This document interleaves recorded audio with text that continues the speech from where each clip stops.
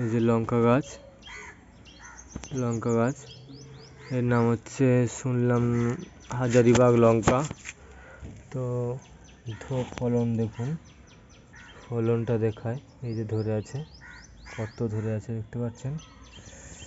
এই যে এই যে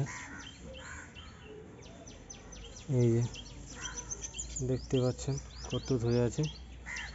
এই যে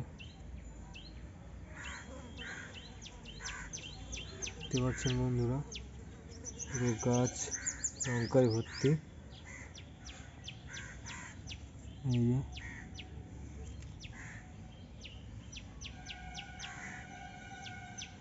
আমার এই ছাদ বাগানে করা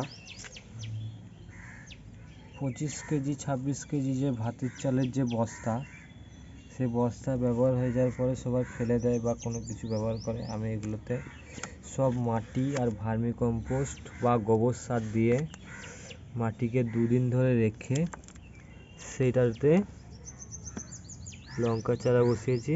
এরকম ফলন। আর দেয়া বলতে সপ্তাহে সপ্তাহে এই যে এই সার দেওয়া হয় সপ্তাহে সপ্তাহে। এই যে সবজি পচার জল, 2 মগ সবজি পচার জল, আর আর দেওয়া হয় এই দেখায়